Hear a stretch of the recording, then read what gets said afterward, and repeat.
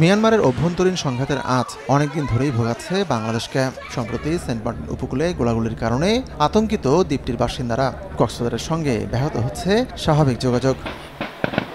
শনিবার দুটি আলাদা অনুষ্ঠানে বিএনপি এবং আওয়ামী লীগের শীর্ষ নেতারা কথা বলেন সেন্ট মার্টিনের বর্তমান অবস্থা নিয়ে। ঐতিহাসিক জাতীয় প্রেস ক্লাবে আয়োজিত একটি আলোচনা সভায় অংশ নিয়ে বিএনপির মহাসচিব বলেন, সেন্ট মার্টিনে খাদ্য সংকট চরমে, অথচ তা নিয়ে মাথা ব্যথা নেই সরকারের। আমার একটা দ্বীপ, সেই দ্বীপে আমরা যেতে পারছি না।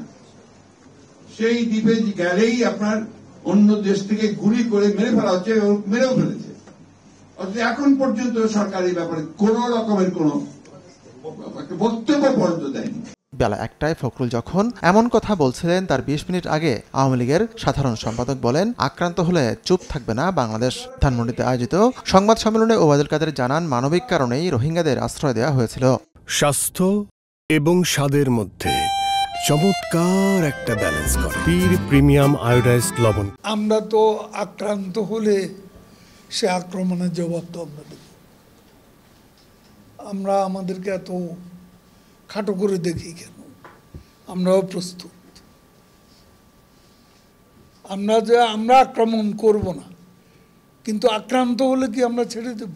ঐক্যবদ্ধ আন্দোলনেই সরকারকে হটানো হবে মির্জা ফখরুলের এমন হুঁশিয়ারি জবাবে ওবায়দুল কাদেরের মন্তব্য, জনগণ তো দূরের কথা, নিজেদের কর্মীরাই বিএনপির সঙ্গে নেই। তাদের পার্টির নেতা কর্মীরাই এখন আন্দোলনের মানসিকতায় নেই।